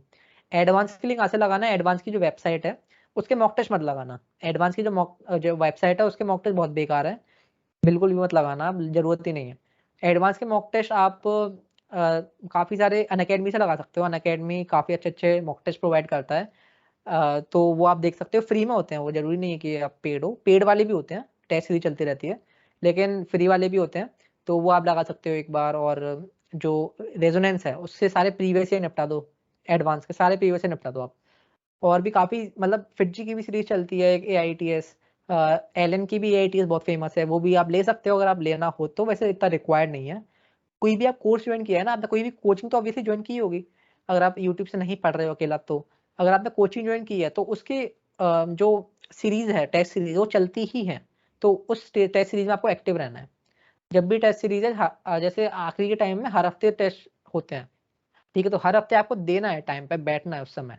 ठीक है, वो आप बैठो और दो पेपर अच्छे से और एनालाइज करो टेस्ट सीरीज वगैरह में कैसे आ रहा है। एडवांस के लिए तो यही मैं कहूँगा। मेंस के लिए आप भले ही पीस मार सकते हो, उसमें आप भले ही टेस्ट सीरीज फॉलो ना करो, वैसे करो, मैं रेकमेंड करूँगा करो, लेकिन अगर आपको नहीं करना तो मैंने आपको सोर्सेज बताई दिए मेंस के लिए, जो टेस्ट सीरीज है, मॉक टेस्ट वगैरह कहाँ से देने हैं सब। एडवांस के लिए वही टेस्ट सीरीज बहुत ज़्यादा इंपॉर्टेंट रहती है। मैंने तो टेस्ट सीरीज फॉलो की, फिर जी की AIT से रहती है, मैंने उसी से फॉलो किया। और एक माईपेट रहता है, जो माईपेट एक कंपनी टाइप कह सकते हो, जो कि एक सॉफ्टवेयर बनाया है उसने, माईपेट एक ऐप है, टेस्ट सीरीज का ही ऐप है वो, मतलब बहुत सारे टेस्ट वगैरह रहते हैं, तो वो फिटजी के साथ मिलता है फ्री में। ठीक है, मतलब ऑब्वियसली फी में वो फिटजी की जो फी दी उसमें इंक्लूड हो जाता है उसका प्राइस, लेकिन फिटजी के साथ मिलता है। तो मतलब मैंने सब उस टेस्ट सीरीज जो एडवांस की है, जेई एडवांस की, वो उससे ही लगाई थी। ठीक है, तो यही था मेरा तो जेई मेंस और जेई एडवांस की मॉक टेस्ट की जर्नी। जेई एडवांस के 2-3 दिन पहले भी मैंने मॉक टेस्ट लगाना नहीं छोड़े थे, क्योंकि देखो जेई एडवांस के 1 महीने पहले मैंने एक क्रैश कोर्स ज्वाइन किया था, कंपटीशन का क्रैश कोर्स था। ये कंपटीशन वो वाला नहीं है, इसमें कंपटीशन में TI, मतलब आखिरी में जो TIUN आता है उसकी जगह SHUN आता है। ठीक है, तो ये कोचिंग का नाम है। सो इस ये बहुत ही, मतलब मुझे तो बहुत बेस्ट कोचिंग लगी, क्योंकि ये बहुत ही अफोर्डेबल रेट में बहुत ही अच्छे फैकल्टी प्रोवाइड करती है, और बहुत अच्छा पर्सनलाइज लर्निंग होता है। जैसे अनअकैडमी में इतना पर्सनलाइज लर्निंग नहीं होता, क्योंकि ये बहुत बड़ी ऑर्गेनाइजेशन है, बहुत सारे बच्चे आते हैं, उसमें इतने बच्चे नहीं है पढ़ने के लिए। तो जो टीचर्स वगैरह है उन्हें नाम भी याद रहते हैं, और वो हर बच्चे पे स्पेसिफिकली ध्यान दे सकते हैं। सो वो कोचिंग का मैंने क्रैश कोर्स ज्वाइन किया था। तो वो क्रैश कोर्स मुझे बहुत बहुत ज़्यादा बेनिफिशियल रहा है। अगर मतलब मेरा भी अजय जो एडवांस है उसमें रैंक आया 5,000, तो मेरा, अगर मैं नहीं करता तो मेरा इवन 10,000 से भी ज़्यादा रैंक आ सकता था। लेकिन मैंने उसे ज्वाइन करके बहुत ही ज़्यादा, मतलब मैं तो कहूँगा 2021 का मेरा बेस्ट डिसीजन था उस कोचिंग को ज्वाइन करना। मेरी पूरी जेई जर्नी का बेस्ट डिसीजन था। जब मैंने इसका क्रैश कोर्स ज्वाइन किया 1 मंथ का, बहुत अच्छा है। मैं कहूँगा कि कंपटीशन क्रैश कोर्स आप ज्वाइन जरूर करना। क्रैश कोर्स में मैंने ज़्यादा क्रैश कोर्स नहीं किए हैं, मतलब अगर मैं बोलूँ तो, लेकिन कंपटीशन का एक जरूर किया था मैंने। सो बहुत ज़्यादा अच्छा लगा मुझे, आप ज्वाइन जरूर कर सकते हो। एक क्रैश कोर्स मैंने और किया था मेंस के लिए, सॉरी मेंस और एडवांस दोनों के लिए था वो मैंने मार्च और अप्रैल के टाइम किया था, जो कि इटूज का था। ठीक है, सो इटूज का मुझे पर्सनली इतना अच्छा नहीं लगा। व्हाट्सएप ग्रुप पूरा इनएक्टिव हो गया था, क्लासेस भी बीच में रुक गई थी। ठीक है, सो वो मैं रिकमेंड नहीं करूंगा, वो बहुत ही बेकार डिसीजन था। मुझे तो फ्री में मिल गया था वो, लेकिन वैसे पेड था वो, क्योंकि फ्री में उन लोगों को मिल रहा था इनकी 98 परसेंटाइल से कम है। मेरी ज़्यादा आ गई थी, 98%, 99.16 आ गई थी। सो मुझे वो फ्री में मिल गया था। लेकिन जिन लोगों ने पेड खरीदा उसे, उनके लिए बहुत ही ज़्यादा बेकार चीज़ हो गई थी ये। मतलब बहुत ही बेकार हो गया था, क्योंकि क्लासेस वगैरह भी लगना बंद हो गई थी, बिल्कुल ही वो ध्यान नहीं दे रहे थे जो इटूस के टीचर्स हैं उन पे। तो मैं रिकमेंड नहीं करूँगा बिल्कुल भी। कॉम्पिटिशन का आप ले सकते हो, बहुत बहुत अच्छा पढ़ाया उन्होंने, एकदम हाई लेवल चीज़ें पढ़ाई, एकदम सारे क्वेश्चन ही क्वेश्चन कराए उन्होंने। वो थ्योरी पढ़ाते ही नहीं थे, थ्योरी उन्हें शुरू-शुरू में पढ़ाते थे आधा घंटा, और 1.5 घंटा क्वेश्चन कराते थे। जैसे कोई भी चैप्टर है, फिजिक्स का ले लो, मैथ्स का ले लो, केमिस्ट्री का ले लो, आधे घंटे में, और मतलब आधे घंटे में चैप्टर के सारे इंपॉर्टेंट कंसेप्ट बता दिए उन्होंने, और फिर बाकी के 1.5 घंटे में, 2-2 घंटे की क्लास रहती थी, तो बाकी के 1.5 घंटे में सिर्फ प्रॉब्लम्स कराई। बहुत ही ज़्यादा अच्छा लगा मुझे तो वो, और मैं रिकमेंड करूँगा अगर आप आखिरी के टाइम में ले सकते हो। वो मुझे फ्री में पड़ा, मुझे पेड, मतलब मुझे प्राइस देने की जरूरत नहीं पड़ी उसमें। और मुझे उससे पता है प्राइजेस वगैरह भी मिले, मुझे उससे एक बोतल मिली, डिजिटल बोतल, और एक सर्टिफिकेट मिला, बहुत ही मतलब बहुत ही अच्छा सर्टिफिकेट है वो। पेपर वेपर का नहीं है वो, एकदम लकड़ी का उन्होंने बना के दिया सर्टिफिकेट। सो मैंने फ्री में किया, मुझे इतना सब चीज़ें मिली। और फिटजी में मुझसे कुछ भी नहीं मिला, मतलब उन्होंने पोस्टर में तक नाम नहीं छापा मेरा। जैसे कंपटीशन में मैंने फ्री में इतना कुछ पा लिया उनसे, प्राइजेस वगैरह, और क्वालिटी स्टडी तो पाई। और फिटजी में मैंने 3 लाख रुपए देके कोई प्राइज वगैरह भी नहीं मिला मुझे। सो यही आयरनी टाइप है, इंडिया में काफ़ी होता है ये ऐसा। तो मतलब ठीक है, मतलब इतना फर्क नहीं पड़ता। अब तो IIT में पहुंच ही गए हैं, तो ये सब चीज़ें इतनी मैटर नहीं करती। आपने कई सारे आंसर इसमें भी दे दिए, मतलब मैंने जो सोच के रखे थे क्वेश्चंस उनके ऑटोमेटिकली आपने आंसर कर भी दिए, ठीक है, वो अच्छी बात है। बट एक डाउट मैं यहाँ पे क्लियर करना चाहूंगा कि अभी जो आपने आपके ओपिनियंस बताए वेरियस इंस्टीट्यूट्स के बारे में वगैरह वगैरह, वो आपके पर्सनल ओपिनियंस है। तो हम अभी जो हमारे चैनल पे कर रहे हैं, तो आपके वो पर्सनल ओपिनियंस है, वो भी प्लीज आप स्टूडेंट्स को हमारे बता दीजिए, ऑडियंस को। हाँ, वो मेरे पर्सनल एक्सपीरियंसेस हैं, जो मैंने खुद फेस किया है, जो मैंने जाना है। जैसे फिटजी है, वो दिल्ली, जो फिटजी का दिल्ली ब्रांच है, बहुत ज़्यादा अच्छा है यार वो फिटजी का। मतलब काफ़ी सारे टॉपर्स वगैरह निकलते हैं, उसमें फैकल्टी बहुत अच्छी है। मैं अपने पर्सनली अपने सेंटर की बात कर रहा था, ग्वालियर जो सेंटर है, तो उसमें मुझे इतना अच्छा फैकल्टी बैच नहीं लगा। तो इसलिए मैंने पर्सनली बोला। बाकी सब कोचिंग अच्छी रहती हैं यार, क्योंकि फिटजी का जो क्या मतलब जो इनका इंफ्रास्ट्रक्चर है, इंफ्रास्ट्रक्चर बहुत ज़्यादा अच्छा रहता है, एसीज़ वगैरह लगे रहते हैं, सब रहता है, इसलिए वो प्राइसेज़ हाई रहती हैं, ठीक है? तो प्राइसेज़ वो ऐसा नहीं कि लूट रहे हैं, मतलब ठीक है, मतलब मैं इतना कमेंट नहीं करना चाहूँगा इस चीज़ पे, लेकिन इंफ्रास्ट्रक्चर का भी पैसा रहता है उन्हें, मतलब कभी-कभार तो उनका खुद का बिल्डिंग भी नहीं रहती, रेंट पे लेते हैं, तो रेंट भी देना पड़ता है उन्हें। तो ये सब रहता है, तो मतलब हाँ, मतलब मेरा खुद का पर्सनल ओपिनियन है, जो मैंने को ए-टूल्स के बारे में बताया, वो हो सकता है उनके एंड से कुछ प्रॉब्लम हो गई हो या फिर कुछ हो गया हो। मैंने जो फेस किया मैंने आपको ये बताया, मैं मतलब पूरा जो है अनफ़िल्टर्ड है, पूरा अनफ़िल्टर्ड, मैंने कुछ भी छुपाया नहीं है या फिर कुछ भी ऐसा अपने मन से बना के नहीं बोल रहा हूँ। बस ये मेरा एक्सपीरियंस है जो मैंने फेस किया है, आपको खुल के बता दिया। नहीं, नहीं, ठीक है। बताना भी चाहिए, बट मैंने ये भी पॉइंट क्लियर कर दिया, क्योंकि हम पब्लिकली बोल रहे हैं, तो हुँ, जस्ट एक ऑडियंस को वो मिलना चाहिए कि आपका वो पर्सनल ओपिनियन है, ठीक है। हाँ, पर्सनल तो ओपिनियन। अब राइट, तो अभी आप जो बोल रहे थे ना कि अचीवमेंट्स के बारे में, तो मैंने आपका वीडियो देखा था कि आपको क्या-क्या रिवार्ड्स मिले, तो उस वीडियो में आपने वो दिखाया था, मैंने देखा वो वीडियो। तो अभी हम एडवांस की भी बात करेंगे। तो एडवांस के लिए आप स्टूडेंट्स को क्या गाइड करोगे? आपका क्या उनको टिप्स रहेंगी? जो जेईई एडवांस में मैं यही बोलूँगा, जेईई सबसे पहले तो जेईई मेंस के लिए पढ़ना है। अभी जो जेईई 2022 एस्पिरेंट्स हैं, सब एकदम फुल्ली जेईई मेंस के लिए पढ़ो। अगर आपका अच्छा टाइम चला गया, अगर आपको बहुत अच्छी ब्रांच कोई भी अच्छे कॉलेज में मिल सकती है डिपेंडिंग अपॉन योर परसेंटाइल, सो आप जेईई मेंस को छोड़ सकते हो, ठीक है? अगर आपको डाउट है अभी भी कि मुझे जेईई मेंस में और इम्प्रूव कर सकता हूँ, तो आप करो, नहीं तो जेईई एडवांस में फोकस कर सकते हो फुल्ली, ठीक है? अब देखो जो जेईई एडवांस वाले हैं, उन्हें मैं रिकमेंड करूँगा कि सिलेबस आपका ऑब्वियसली कंप्लीट होगा। अगर कुछ गिने-चुने बच्चे हैं जिनका सिलेबस कंप्लीट ना हो, तो वो सिलेबस कंप्लीट कर लो, जल्दी से जल्दी कर लो और एक क्रैश कोर्स जॉइन करो फटाफट से। मैं बहुत रिकमेंड करूँगा और अभी बुक वगैरह है, मैं अपना बताऊँ मेरी जर्नी में, मैंने बुक्स वगैरह मैं ऑनलाइन लगाता था। जैसे मैं खुद से पढ़ाई नहीं कर पाता था, मैं खुद से बैठ के ज़्यादा टाइम तक। तो मेरा क्या था कि इंटरैक्टिव पढ़ाई हो, दूसरे से कोई मुझे पढ़ाए बैठ के। अब वो घर पे हो नहीं पाती। ठीक है, तो मैं यूट्यूब तो मेरे लिए यूट्यूब चीज़ हो गई थी वो, तो मैं यूट्यूब से ही ज़्यादा सेशंस पढ़ता था, इसलिए मुझे यूट्यूब में काफ़ी सोर्सेज़ की बहुत ज़्यादा नॉलेज है। तो मैंने एक ब्लैक बुक है, मैथ्स की आती है, तो वो ब्लैक बुक एडवांस के लिए रहती है। तो उसका मैंने खुद से नहीं पढ़ी, मैंने खरीदी नहीं वो ब्लैक बुक। मैंने क्या मतलब ब्लैक बुक नाम है, ऐसा नहीं काली बुक है, ऐसा नहीं है। उसका नाम ब्लैक बुक है, उस बुक का मैथ्स के लिए होती है वो। सो कैलकुलस के लिए काफ़ी आई थिंक कैलकुलस के लिए हाँ, कैलकुलस के लिए काफ़ी मानी जाती है वो बुक। सो उस कैलकुलस के लिए ही मैंने उसे ऑनलाइन पढ़ा था, यूट्यूब से। जैसे यूट्यूब पे मैंने डाल दिया ब्लैक बुक जैसे चैप्टर का नाम डाल दिया, वेक्टर कैलकुलस मान लो। तो वो मैंने चैप्टर डाल दिया और यूट्यूब पे आ गए, ठीक है? उसके सारे सॉल्यूशन आ गए, सारे चैप्टर आ गए, उन्होंने लाइव सॉल्व कर रखा है। अनअकैडमी एक्सेलरेट जो चैनल मैंने बताया था उससे ही मैंने किया था, उसमें पूरी ब्लैक बुक सॉल्व कर रखी है पूरी, बहुत ही अच्छी तरीके से बताया है। तो उस मतलब मैं बुक्स वगैरह इनसे लगाता था, तो आप भी कर सकते हो, काफ़ी कुछ सीखने को मिला मुझे। सो आप भी बुक्स वगैरह आप लगाना चाहो, अगर आपको लगता है कि आप खुद नहीं लगा पाओगे, खुद आपको दिमाग में नहीं आता, आपको एक सवाल में आधा-आधा 1-1 घंटा लग जाता है, तो आप वो लेक्चर देख सकते हो। आपका एक सवाल उसमें 15-20 मिनट में हो जाएगा और आपकी एफिशिएंसी भी मेंटेन रहेगी। मतलब सर वगैरह जो भी हैं, जो वो भी मारते रहते हैं और काफ़ी लोग पढ़ते रहते हैं उनके साथ-साथ, तो आपका इंटरैक्टिव मतलब थोड़ा इंटरेस्ट बना रहता है। सो वो आप देख सकते हो एक बार जेईई एडवांस के लिए। जेईई एडवांस के लिए रिकमेंड करूँगा। जेईई मेन्स के लिए तो यार मॉक टेस्ट पर मॉक टेस्ट लगाओ यार आप। ठीक है, जेईई एडवांस के लिए आपको मॉक टेस्ट लगाने हैं, लेकिन इतनी ज़्यादा फ्रीक्वेंसी नहीं रखनी मॉक टेस्ट की। वही जेईई एडवांस में क्या है कांसेप्ट्स मेन हो जाते हैं। अगर आपने मान लो एक दिन में 10 मॉक टेस्ट भी लगा ली जो कि पॉसिबल नहीं है, मैं ऐसे ही बोल रहा हूँ। अगर आपने इतने लगा ली तो कुछ नहीं होने वाला उनसे क्योंकि कांसेप्ट्स मेन रहता है। अगर आपने एक मॉक टेस्ट लगाया तो एक एक मॉक टेस्ट 3 घंटे लगे तो 3 घंटे आपको एनालाइज़ भी करना पड़ेगा। एडवांस में मेन रहता है क्योंकि हर एक सवाल सॉल्व करने वाला नहीं होता। ठीक है? ऐसा नहीं कि अगर 30 सवाल आ रहे हैं पेपर में तो 30 के तीसों सवाल सॉल्व करने हैं, नहीं हो पाएगा। अगर आप तीसों के तीसों सवाल सॉल्व करने बैठोगे तो आपकी रैंक इतनी अच्छी नहीं आने वाली, ठीक है? तो आपको ये भी पता होना चाहिए कौन-सा सवाल आपको स्किप करना है। अगर आपको वो उसकी पहचान हो गई तो वो भी आपको बहुत ज़्यादा बेनिफिशियल रहेगा। सो वो आपको कब पता चलेगा कि स्किप कौन-सा करना है? जब आप मॉक टेस्ट दोगे और ज़्यादा से ज़्यादा सवाल लगाओगे। तो अगर आप बुक लगा रहे हो कोई, ब्लैक बुक लगा रहे हो, आपको डिसाइड करना पड़ेगा शुरू-शुरू में कौन-सी बुक लगानी है और वो डिसाइड कर लिया, बस अब उसकी पूरी बुक लगा लो। ठीक है?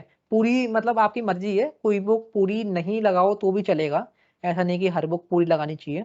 आधी लगा के भी छोड़ दो अगर आपको लग रहा है कि सवाल बन रहे हैं इस टॉपिक के, छोड़ दो फिर। अगर सवाल बन रहे हैं तो फिर लगाने का ज़्यादा लॉजिक नहीं है, अगर आपके इस पर्टिकुलर चैप्टर के मैक्सिमम सवाल बनने लगे तो। ठीक है। सो यही मैं कहूँगा कि मॉक टेस्ट हाँ लगाओ, नॉर्मल लगाओ एडवांस के लिए। क्रैश कोर्स ज्वाइन करो एक फटाफट से, एक क्रैश कोर्स ज़रूरी है बहुत, क्योंकि मुझे बहुत ज़्यादा बेनिफिशियल आता क्रैश कोर्स से। लेकिन अगर आप कोई दूसरी कोचिंग में पढ़ रहे हो और वो अलग से पढ़ा रहे हैं, थोड़ा क्रैश कोर्स टाइप करा रहे हैं, तो ज़रूरत नहीं है।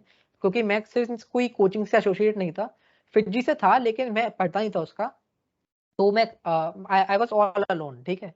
मैं किसी के मतलब मैं मेरा कोई था नहीं कि वो मुझे पढ़ाए, और मैं किसी से एसोसिएट नहीं था मतलब ऐसे खुद के लेवल पे। इसलिए मैंने खुद से एक कोर्स ले लिया था। सो वो मेरा पर्सनल जर्नी था। तो अगर आप भी अपने हिसाब से देख सकते हो, अगर आप कोई कोचिंग में पढ़ रहे हो, अच्छी कोचिंग में पढ़ रहे हो, तो आप क्रैश कोर्स उनका जॉइन करिए, क्योंकि वो क्रैश कोर्स ऑब्वियसली कराती हैं, ज़्यादातर कोचिंग कराती है। अगर आप उनसे 2 साल से एसोसिएटेड हो, 1 साल से एसोसिएटेड हो, ठीक है, तो कराती हैं, तो आप उनसे भी कर सकते हो क्रैश कोर्स। बस यही है, क्रैश कोर्स करो, बुक्स करो और प्रैक्टिस करो ज़्यादा से ज़्यादा। एडवांस में भले ही कंसेप्ट्स मेन होते हैं, तो एक सवाल में आप काफ़ी ज़्यादा टाइम दे सकते हो। मेंस में क्या है, ऐसा कभी नहीं करना। एक सवाल में ज़्यादा टाइम बिल्कुल भी नहीं देना।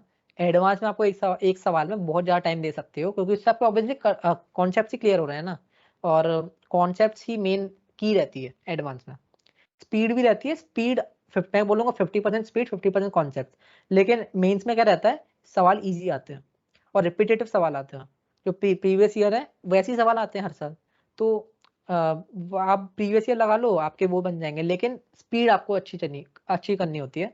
सो यही बोलूँगा कि मेंस में ज़्यादा से ज़्यादा सवाल लगाओ, ज़्यादा से ज़्यादा सवाल लगाओ, और एडवांस में एक सवाल में ज़्यादा टाइम दो, और सब सवाल को एकदम एनालाइज़ करो, एकदम विजुअलाइज़ करो कैसे सवाल हो रहा है, इसकी क्या-क्या पॉसिबिलिटीज़ हो सकती हैं। अगर इस सवाल में इसने ऐसे ना करके ऐसे पूछ लिया तो कैसे किया जाता सवाल? ठीक है, तो डिस्कस करो दोस्तों से वगैरह से अपने, कि कैसे सवाल किया जाए। तो ये काफ़ी बेनिफिशियल रहेगा फॉर जेईई एडवांस। तो अभी ना आप एक ब्लूप्रिंट बता सकते हो क्या, लाइक एक स्टेप्स 2 साल की, कि मतलब 11 12 मतलब ब्लूप्रिंट मतलब कि क्या क्या करते हैं, मतलब आप अभी आईआईटी में हो, तो आपने कई सारे अभी आईआईटी से आपके फ्रेंड्स बन गए होंगे, तो एक पूरा एवरेज करके कि एक क्या स्टेप्स होगी कि जिसके थ्रू आप एक अच्छे आईआईटी में पहुंच सकते हो। हाँ, तो मैं आइडियल स्टेप्स बताता हूँ, जो मुझे लगता है, जो मैंने पर्सनली बनाया अपने एक्सपीरियंस से 2 साल के, क्योंकि मैंने ऑनलाइन भी काफ़ी ज़्यादा डोमेन्स एक्सप्लोर किए हैं, यूट्यूब वगैरह में और टेलीग्राम वगैरह में, तो मुझे भी ठीक-ठाक नॉलेज है इस चीज़ का। सो मैं आपको बताता हूँ कि कैसे कोई 11th का बच्चा, जो कि जस्ट 11th में एंटर हुआ है, क्योंकि अभी करेंगे काफ़ी लोग, 10 से 11th में करेंगे काफ़ी लोग, ठीक है? सो जो अभी बच्चा है, वो क्या करना चाहिए उसे? सबसे पहले कोई अच्छी कोचिंग जॉइन करनी चाहिए। डिपेंडिंग अब सोचते हैं कि ऑनलाइन करें या ऑफलाइन करें, ठीक है? सो इस सवाल का काफ़ी अच्छा जवाब है मेरे पास। ऑनलाइन आप तब करो, जब आपने ऑलरेडी कोचिंग की हुई हो ऑफलाइन, ठीक है? सो आपको ऑफलाइन कोचिंग बहुत ज़रूरी रहती है, तो आपको ऑफलाइन कोचिंग एक्सपीरियंस हो, आपके दोस्त वगैरह ऑलरेडी बने हों, क्या पता आपके दोस्त ही ना हो बिल्कुल भी, जो जेईई की तैयारी कर रहे हो, है ना? ऑफलाइन कोचिंग आपको दोस्त वगैरह देता है, आप उनसे फ़ोन पे बात कर सकते हो, सब कर सकते हो, उनसे न्यूज़ वगैरह ले सकते हो, है ना? सो ऑफलाइन कोचिंग दोस्त बनाने में काफ़ी ज़्यादा हेल्प करता है। ऑनलाइन भी करता ही ऑब्वियसली, आजकल काफ़ी लोग चैटिंग वगैरह करने लगे ऑनलाइन ग्रुप्स वगैरह पे। लेकिन ऑफलाइन में अलग ही लेवल की फ्रेंडशिप होती है। सो वो आप देख सकते हो, और ऑफलाइन आपको एनवायरनमेंट भी देता है। ऑफलाइन में ऐसा नहीं है, आप पीस नहीं मार सकते हैं, ऐसा क्लास चल रहा है और आप क्लास में हो ही नहीं, ऐसा नहीं होता ऑफलाइन में। ऑनलाइन में ऐसा कर सकते हो आप इज़िली, क्लास खुली करके छोड़ दो। तो वो ऑनलाइन में काफ़ी करना ईज़ी हो जाता है। सो ऑनलाइन में तभी करो जब आप फ़ोकस्ड हो, आपको लगता है कि आप इतना डिस्ट्रैक्ट नहीं हो सकते। अगर आप ऑनलाइन क्लास चल रही है, तो आप बगल में यूट्यूब नहीं खोल सकते या इंस्टाग्राम नहीं खोल सकते, तो तभी आपको ऑनलाइन करना है। तो वो तभी जा कर पाओगे जब आपको ऑफलाइन क्लासेस का एक्सपीरियंस होगा। अगर आप 9-10 से कोई कोचिंग में हो ऑलरेडी, तो आप आपकी मर्ज़ी है, ऑनलाइन करो या ऑफलाइन करो। आपको लग रहा है कि आप मतलब ऑनलाइन पढ़ सकते हो, आप डिस्ट्रैक्ट नहीं हो सकते, आप मतलब एक टाइम में काफ़ी ज़्यादा घंटे तक पढ़ाई करने बैठ सकते हो। सो ऑनलाइन आपके लिए बेस्ट रहेगा, बहुत ज़्यादा बेनिफिशियल रहेगा, क्योंकि ऑनलाइन में क्या है, ट्रांसपोर्टेशन कॉस्ट बच जाता है, ठीक है? और उधर जाने का टाइम भी बच जाता है, बहुत ज़्यादा टाइम बच जाता है, काफ़ी सारे बेनिफिट्स हैं। ऑनलाइन सस्ता भी होता है, बहुत इम्पोर्टेंट चीज़। सो ऑनलाइन आप देख सकते हो, ऑफलाइन में तब जाना जब आपका इतना अच्छा नेटवर्क नहीं है फ्रेंड्स का, तो आपको फ्रेंड्स बनाने की ज़रूरत पड़ेगी। और ऑफलाइन में तब भी जा सकते हो जब आपका डिस्ट्रैक्ट वगैरह ईज़िली हो जाते हैं, जो ज़्यादातर लोग हो जाते हैं आजकल। आजकल ज़्यादातर लोग ऐसा ज़्यादा देर तक बैठ नहीं पाते पढ़ने, या फिर सोर्सेज़ वगैरह नहीं पता, है ना? तो ऑफलाइन कोचिंग अच्छी जॉइन कर सकते हो, मतलब कोचिंग की कमी नहीं है यार, बहुत सारी कोचिंग है। आपकी सिटी में जो भी पॉपुलर कोचिंग है, उसे जॉइन कर सकते हो, है ना? जैसे काफ़ी सारे ऑफलाइन सेंटर्स भी खुल रहे हैं, जैसे अपनी कक्षा बताया, उसका ऑफलाइन सेंटर खुल गया काफ़ी ज़्यादा सिटीज़ में। फिज़िक्स वाला है, उसका ऑफलाइन सेंटर खुल गए काफ़ी सिटीज़ में, हाइब्रिड सेंटर्स, तो उनमें भी दे सकते हो आप। मतलब आपकी सिटी में जो पॉपुलर हो, जिससे रिजल्ट्स निकलते हो और ज़्यादा कॉस्टली भी ना हो, बैलेंस्ड हो, तो उसमें आप, मैं प्रेफर करूँगा उसमें जाइए आप। ठीक है, अब आता है आप कोचिंग में तो आ गए, अब फर्दर क्या करना है। सो देखो, अब कोचिंग में आ गए तो आपको 11th पढ़नी है कोचिंग से ही। जैसे मैंने भी 11th कोचिंग से ही पढ़ी थी। सो आपको देखना है इनिशियली, आपको बाहर किसी भी सोर्स से फॉलो नहीं करना। मैं ऐसा ज़रूर रिकमेंड करूँगा कि शुरू-शुरू में ना, क्या रहता है कि टीचर्स कभी-कभार इतने अच्छे नहीं मिलते अपन को। ऑब्वियसली सही बात है, तीनों सब्जेक्ट के टीचर्स बेस्ट नहीं मिलेंगे आपको। क्या पता एक का अच्छा मिल गया, दूसरे का अच्छा मिलेगा, तीसरे का नहीं मिलेगा। तो तीनों सब्जेक्ट के टीचर आपको अच्छे नहीं मिलते हैं, ऐसा पर्सनली मैंने देखा है। मैं काफ़ी सारे नए-नए लेक्चर्स में गया हूँ, जो मतलब नए-नए सेशंस वगैरह में, तो मुझे नहीं मिले आज तक, और मतलब काफ़ी लोगों से मैंने सुना भी है। सो आपको क्या करना है, शुरू से आप पढ़ के जाओ तो बेस्ट है। जैसे आज मेरा पहला दिन है और मुझे मोशन पढ़ाया जा रहा है। मोशन चैप्टर है, फिजिक्स का पहला चैप्टर है शायद, नहीं काइनेमैटिक्स है। ठीक है, तो काइनेमैटिक्स पढ़ाया जा रहा है। सो काइनेमैटिक्स में पहले से थोड़ा पढ़ के जाओ ना, तो बहुत ज़्यादा बेनिफिशियल रहेगा। कैसे पढ़ना है, आपको मॉड्यूल्स वगैरह मिले होंगे कोचिंग से बहुत सारे, तो मॉड्यूल से एक बार नज़र मार ली।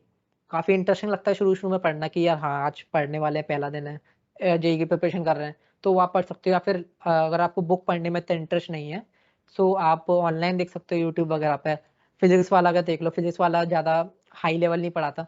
मतलब जो उसका फिजिक्स वाले के पुराने-पुराने लेक्चर्स हैं, जो 2017, 2018, 2019 वाले लेक्चर है ना, तो वो जेईई मतलब JEE level, JEE mains level के हैं, सीबीएसई लेवल के हैं। तो वो एक बार देख लो। इनिशियली मैंने बहुत बड़ी गलती की, 10th तक मैंने कुछ भी नहीं पढ़ा, कोचिंग वगैरह में गया ही नहीं, और मुझे ज़्यादा हाई लेवल का कुछ आता भी नहीं था। ठीक है, सो एकदम से मैं जेईई की तैयारी करने लगा था, और इनिशियली ही मैं जेईई एडवांस की तैयारी करने लगा था, जेईई एडवांस लेवल का पढ़ने लगा था। मुझे समझ में नहीं आता कुछ, सवाल बिल्कुल भी नहीं बन रहे थे, मॉड्यूल्स वगैरह कर रहा था, कुछ भी सवाल नहीं बन रहे थे। सारे चैप्टर्स ऐसे ही फालतू जा रहे थे मेरे, चैप्टर्स आगे बढ़ते जा रहे थे, लेकिन मुझे समझ में कुछ नहीं आ रहा था। तो वो एक बहुत बड़ी गलती जो मैंने की, वो मैं आपको कहूँगा रिपीट मत करना। आपको जेईई मेंस के लिए ही पढ़ना है शुरू-शुरू में, क्योंकि तभी तो आपके कंसेप्ट्स बिल्ड होंगे, कभी तभी तो आपका दिमाग ग्रो होगा कि हाँ यार, ऐसी चीज़ें होती है मेंस में। फिर आप धीरे-धीरे करके एडवांस में मूव ऑन करो। ठीक है, तो आजकल काफ़ी कोचिंग जो है इस स्ट्रैटेजी को अडैप्ट करने लगी है कि पहले जेईई मेंस के फोकस ही पढ़ाइए, सीबीएसई के फोकस में ही पढ़ाइए। और अगर आपके टीचर ऐसा कर भी रहे हैं, इनिशियली ही मॉड्यूल्स आपको सॉल्व करवा रहे हैं, जेईई एडवांस के लेवल का करा रहे हैं, तो आप क्या करो, शुरू से पढ़ के जाओ। यूट्यूब वगैरह पे पढ़ के जाओ या बुक से पढ़ के जाओ, तो वो आपको बैलेंस आउट कर सकते हो। तो आप अपने पीयर्स जो आपके दोस्त वगैरह, उनसे भी आगे रहोगे आप। ठीक है, तो दोस्तों से आगे रहोगे तो वो भी वो भी सीखेंगे आपसे कि हाँ यार, ये कर रहा है तो हम भी करें। ठीक है, तो म्यूचुअल ग्रोइंग होती है कि वो भी ग्रो कर रहे हैं, अपन भी ग्रो कर रहे हैं, तो वो आपके लिए बेनिफिशियल है। ठीक है, तो वो करो तो आप। ठीक है, तो 11th 12th आपको ऐसे ही निकालनी है, मॉक टेस्ट ध्यान से दो। जो कोचिंग वगैरह आपने ज्वाइन कर रखी है, उसके मॉक टेस्ट जो होते हैं, वो मैंने काफ़ी पीस मारा है। 11th में मैंने थोड़ा दिया था, फ़ोकस किया था। 12th में मैंने बिल्कुल ही ध्यान नहीं दिया मॉक टेस्ट वगैरह में। सो वो मत करना आप, मॉक टेस्ट टाइम पे देना। जो AITS all India test series होती है, उसमें ध्यान से देना, उसमें स्कोर इम्प्रूव करना। क्लास टेस्ट वगैरह होते हैं, उसमें अपना स्कोर इम्प्रूव करना, क्लास का टॉप करने की कोशिश। मतलब मैं क्लास का टॉपर था, मेरा A02 बैच था। मतलब इसमें ऐसा रहता है, A01 बैच रहता है, A02 बैच रहता है। A01 में सबसे अच्छे-अच्छे बच्चे हैं, जो मतलब जिनके मार्क्स सबसे ज़्यादा आते हैं कोचिंग में। A02 में वैसे बच्चे इनके थोड़े कम मार्क्स आते हैं, तो मैं A02 बैच का टॉपर था, और फिर मैं 12th में A01 में प्रमोट हो गया था। तो ऐसे ही आपके उसमें भी टॉप मतलब होगा, तो आप भी टॉप करने की कोशिश करो, अपना पोजीशन मेंटेन करने की कोशिश करो, तो भी तभी मज़ा आता है, इंटरेस्टिंग लगता है। क्योंकि हाँ यार, अब तो मैं सेकंड पोजीशन आई पूरी क्लास में, अब फर्स्ट में आऊँगा मैं। ठीक है, तो मज़ा आता है पढ़ने में, मोटिवेशन भी एज़ अ मोटिवेशन यूज़ कर सकते हो पढ़ने में। तो ये सब भी आप कर सकते हो एज़ अ, मतलब थोड़ा कॉम्पिटिशन भी अच्छा लगता है, बिना कॉम्पिटिशन के इतना अच्छा नहीं लगता। तो यही बोलूँगा कि पढ़ो आराम से, इनिशियली मीन्स लेवल का, धीरे-धीरे ग्रो करो। और अगर टीचर बहुत हाई लेवल का पढ़ा रहा है, तो आप इनिशियली पढ़ के जाओ, पहले से ही पढ़ के जाओ, तो वो आपके लिए बहुत बेनिफिशियल रहेगा। अब हम आईआईटीज की ओर भी आते हैं। अभी तो आप आईआईटीज में गए हो ओके। तो आईआईटीज में कल्चर कैसा रहता है, और आपका एक्सपीरियंस क्या है आज तक का? आईआईटीज में अच्छा ही होगा, बट कल्चर वहाँ पे कैसा रहता है, और आप अलग क्या कर रहे हो अभी आईआईटीज में? बेसिकली कल्चर के बारे में बताओ आईआईटीज के। आईआईटीज़ का देखो कल्चर बहुत बहुत अच्छा है। हर आईआईटीज़ का डिफरेंट कल्चर रहता है, डिपेंडिंग अपॉन इट्स हिस्ट्री। ठीक है, जैसे मैं अभी आईआईटी खड़गपुर में हूँ। आईआईटी खड़गपुर का अलग ही कल्चर है, जैसे इसमें सीनियर्स को नाम से पुकारा जाता है। जैसे कोई सीनियर, इसका नाम राहुल है, तो मैं राहुल भैया नहीं बोलूँगा, राहुल बोलूँगा। अगर राहुल भैया बोल दिया, तो उन्हें वो ऑफेंड हो जाएँगे। ऑफेंड हो जाते हैं लिटरली लोग, गाली-वाली बकने लगते हैं कि भाई क्या कर रहा है तू? है ना? तो ये कल्चर है, मतलब कल्चर्स डिपेंड करते हैं। जैसे फर्स्ट ईयर को फच्चा बोलते हैं मैम कि हाँ यार ये फच्चे हैं, है ना? तो ये लिंगो बोलते हैं इन सब चीज़ों को। सो कल्चर डिपेंड करता है डिफरेंट आईआईटीज़ में। काफ़ी इंटरेस्टिंग लगता है, खुद की वैसा आता है कि हाँ यार इस कल्चर में अपन आ रहे हैं, और काफ़ी अच्छा भी लगता है। और सीनियर कल्चर बहुत अच्छा रहता है इधर का आईआईटीज़ का। सीनियर बहुत बहुत अच्छे रहते हैं, बहुत ज़्यादा सिखाते हैं चीज़ें, और सीनियर्स ने खुद ही काफ़ी सारी चीज़ें फोड़ रखी होती हैं, इंटर्नशिप वगैरह कर रखी होती है डिफरेंट। किसी किसी के स्टार्टअप्स वगैरह रहते हैं, और काफ़ी मतलब जो इलेक्शंस वगैरह जो कम कॉलेज के अंदर अंडर ही हेल्ड होते हैं, तो उसमें भी काफ़ी फोड़ रखा होता है। स्पोर्ट्स में मचा रखा होता है, अकेड्स में मचा रखा होता है। कंपटीशन जो हैकेथॉन्स डिफरेंट होती रहती हैं उसमें मचा रखा है। लिंक्डइन प्रोफाइल देख लो तो आप उनकी, आपको मतलब खुद लगेगा कि हाँ यार ने काफ़ी कुछ किया है, और अपन को भी करना है। वो मोटिवेशन भी मिलता है, गाइडेंस भी मिलता है काफ़ी, पढ़ाई में भी काफ़ी गाइड करते हो। तो सीनियर्स भी काफ़ी अच्छे हैं। ओवरऑल मैं बोलूँगा आईआईटी एटलीस्ट मैं अपने में कमेंट कर पाऊँगा, बाकियों में तो मैं नहीं हूँ, इसलिए मैं कमेंट नहीं कर पाऊँगा उनके में। अपने में तो मुझे लगता है कि बहुत ही अच्छे सीनियर्स हैं, बहुत ही अच्छा कल्चर है। जो पीयर ग्रुप मिलता है आईआईटीज़ में, आपको दोस्त वगैरह मिलते हैं, वो ही मेन होता है। उसके लिए ही आप फीस, जैसे मैं पॉडकास्ट वगैरह भी देखता रहता हूँ, तो मैं बियर भाई साहब का एक पॉडकास्ट भी देखा, उसमें उन्होंने बताया था डिफरेंट आईआईटीज़ में इतनी ज़्यादा फीस रहती है। ठीक है? 8, 9, 10, 11, 12, 13 लाख फीस रहती है। फीस किसकी है? एजुकेशन की है? नहीं है, एजुकेशन की फीस नहीं है। ये है आपको पीयर ग्रुप की फीस, आपकी कैंपस लाइफ की फीस। जो आपको कैंपस मिल रहा है, जो आपका पीयर ग्रुप है, मेनली पीयर ग्रुप होता है ना? तो पीयर ग्रुप बहुत ही ज़्यादा अच्छा मिलता है आपको। आपको वैसे नॉर्मली नहीं मिलता। पूरे इंडिया से जो टॉप लेवल के लोग हैं, एक जगह पे लाया आईआईटी ने। इसकी आपने फी पेश की, आपने फी इसकी भरी है, तो इसी की फी भरी है आपने। ऐसा नहीं कि पढ़ाई की फी नहीं भरी, आपको पढ़ना है। काफ़ी सारी यूडेमी है, स्किलशेयर है, उसमें आपको अच्छी लेवल की पढ़ाई मिल जाएगी। इधर इधर भी नॉर्मल कॉलेज की ही पढ़ाई होती है, ऐसा नहीं है। मतलब हाँ, मतलब प्रोफेसर वगैरह है, एमआईटी वगैरह के प्रोफेसर हैं, सबके हैं, लेकिन पढ़ाई यार देखो, मुझे लगता है कि पढ़ाई सब में ही सेम रहती है। मैंने सबसे सुना भी है, पढ़ाई इधर भी कोई नहीं पढ़ता। ऐसे लेक्चर मतलब कुछ लोग पढ़ते हैं जो टॉपर वगैरह होते हैं, बस वही लेक्चर में जो अटेंटिव रहते हैं और ध्यान से देखते हैं। बाकी लोग ऐसे ही मतलब प्रॉक्सी टाइप लगाते हैं, लेक्चर खुला छोड़ दिया, बस खत्म। तो ऐसे ही चलता है, आईआईटी में भी ऐसे चलता है। पढ़ाई वढ़ाई ज़्यादा अच्छे से लोग नहीं करते, पेपर के जस्ट पहले ही थोड़ा बहुत पढ़ते हैं। जैसे अभी भी मेरा एंड सेम चल रहा है, तो मैं थोड़ा बहुत पढ़ लेता हूँ, बाकी सब चीटिंग से हो जाता है। ऑनलाइन में तो बहुत ज़्यादा चीटिंग होती है, और मुझे जाना भी नहीं है इस फील्ड में, मुझे पढ़ाई में जाना भी नहीं, इसलिए मैं खुद ही ध्यान नहीं देता इतना। थोड़ा बहुत पढ़ लेता हूँ, बस इतना ही रहता है सफिशिएंट। पढ़ाई का कल्चर तो यही है कि मतलब अगर आपको जाना है, रिसर्च वगैरह में जाना है, प्लेसमेंट वगैरह करना है, कोर में जाना है, नॉन कोर में जाना है, तो आप पढ़ो, कोडिंग वगैरह करो, बहुत ही बेनिफिशियल रहेगा आपके लिए। लेकिन सिंस मुझे इसमें नहीं जाना था, इसलिए मैं इसमें नहीं पढ़ा कुछ। और आपने दूसरा सवाल पूछा मैं क्या क्या कर रहा हूँ अभी। तो मैं आईआईटी में आया था नवंबर में, जहाँ तक मुझे याद है। सो नवंबर में मेरा एडमिशन हो गया था, एंड ऑफ नवंबर में। तो तब तो मेरा ये था कि मतलब मेरा शुरू से ये रहा है कि मुझे स्टार्टअप करना है बस, कुछ भी हो जाए। तो और मुझे इतना नॉलेज भी नहीं था, जेई से निकला था, स्टार्टअप करना है बस, खत्म। फिर और मेरा ये भी था यूट्यूब चैनल भी खोलूंगा, मैंने यूट्यूब चैनल खोल लिया अपना। मेरे पास कैमरा वगैरह नहीं था, मैंने फ़ोन से शूट करना शुरू कर दिया। मुझे ये भी वो नहीं था कि मैं क्या करूँगा यूट्यूब पे, तो मैं जेईई एस्पिरेंट्स को पढ़ाना शुरू कर दिया। पढ़ाना नहीं मतलब गाइड करना। तो थोड़ा बहुत मैं गाइडेंस के शॉर्ट्स वगैरह भी डाले हैं। अभी मैं थोड़ा होल्ड पर डाल दिया, और मैं पॉडकास्ट वगैरह भी किया, इंटरव्यू इंटरव्यू भी बोल दो, तो इंटरव्यू भी लिया था मैंने। वो इंटरव्यू मैंने किसी के इंस्पायर होके किया था, मतलब मेरा एक आईआईटी खड़गपुर में ही दोस्त था। तो आईआईटी खड़गपुर में वो भी पॉडकास्ट वगैरह बनाता था, तो उससे मैंने भी कॉपी कर लिया। मतलब कॉपी नहीं, इंस्पायर्ड कह सकते हो आप। मुझे भी काफ़ी अच्छा लगा, ये मैंने सोचा कि ये तो मैं भी कर सकता हूँ। सो मैंने डिफरेंट टॉपिक में, डिफरेंट फील्ड में सेम चीज़ करने लगा, मैं भी इंटरव्यू लेने लगा। सो यही चला। मैं अभी अभी मेरा ये यूट्यूब थोड़ा बहुत चल रहा है, और मैं अभी मेरी इंटर्नशिप भी लग गया, तो ये इंटर्नशिप है। और सेल सोसाइटीज़ वगैरह भी रहती हैं, सेल सोसाइटीज़ का भी काफ़ी अच्छा कल्चर है। काफ़ी सारे सेल्स हैं, काफ़ी सारी सोसाइटीज़ हैं, काफ़ी सारे क्लब्स हैं, है ना? तो आप इन सब में भी जाओ। जो अभी जो मतलब सब तो जेईई एस्पिरेंट्स वगैरह ही देख रहे होंगे अभी ये जो इंटरव्यू है, लेकिन जस्ट मैं इनसाइट्स अगर दूँ तो काफ़ी ज़्यादा चीज़ें सीखने को मिलती हैं। यहाँ पे कम्युनिकेशन स्किल्स इंप्रूव होते हैं, इंग्लिश वगैरह इंप्रूव होती है, आपका पीयर ग्रुप जो दोस्त वगैरह हैं, कनेक्शन है, नेटवर्क है, वो आपका बढ़ेगा बहुत, है ना? और तो ये सब चीज़ें होती हैं। और अभी मैं ई सेल में हूँ, एंटरप्रेन्योरशिप सेल, तो उसी में मेरा सिलेक्शन हो पाया, बाकी किसी सेल में सिलेक्शन नहीं हो पाया, किसी सोसाइटीज़ में नहीं हो पाया। तो जिसमें मुझे इंटरेस्ट था उसमें ही हो गया, और ये भी काफ़ी अच्छी चीज़ लगी मुझे। और बस अभी यही चल रहा है, मैं अभी ई सेल में हूँ, इंटर्नशिप कर रहा हूँ, अभी स्टार्टअप भी थोड़ा बहुत शुरू किया है, और ई सेल में तो हुई, बस यही चल रहा है, यूट्यूब चैनल भी है थोड़ा बहुत। आप जो अभी एक्सपीरियंस कर रहे हो आईआईटीज में वो नेक्स्ट लेवल ही होगा। तो आपने जो अभी समय निकाला है स्टूडेंट्स के लिए गाइड करने के लिए हमारे इजी कंसेप्ट वाला चैनल के लिए, तो उसके लिए आपका बहुत बहुत धन्यवाद। और मैं हमारी सारी ऑडियंस को ये रिक्वेस्ट भी करूंगा कि अनिरुद्ध का जो चैनल है उनका वो चेकआउट कीजिए, क्योंकि अभी इस पूरे इंटरव्यू में आपने देखा कि वो किस प्रकार से गाइड कर रहे हैं। तो उनके चैनल पे जाओगे तो और ज्यादा जो क्वेश्चंस के आंसर है वो भी मिलेंगे, क्योंकि सारा कुछ एक ही वीडियो में कवर नहीं कर सकते। तो डिस्क्रिप्शन में लिंक है, वहां पे जाके आप उनके चैनल को भी सब्सक्राइब कर सकते हो। तो थैंक यू अनिरुद्ध कि आपने आपका समय निकाला हमारे ऑडियंस के लिए। थैंक यू बुलाने के लिए, काफ़ी अच्छा लगा, काफ़ी अच्छा एक्सपीरियंस था। जैसे आप क्वेश्चंस वगैरह पूछ रहे हो, काफ़ी पॉइंट मतलब काफ़ी वैसे ही जो क्वेश्चन पूछ रहे हो आप वो सही में डाउट रहते हैं जी एस्पिरेंट्स के। ऐसा नहीं कुछ भी बना के पूछ रहे हो, ऐसा नहीं है। सही में मुझे लगा कि जो जी एस्पिरेंट्स के डाउट वगैरह रहते हैं, जैसे मेरे डाउट थे खुद 11th-12th में, तो अगर कोई गाइड करने वाला होता तो मेरा रैंक थोड़ा और अच्छा होता।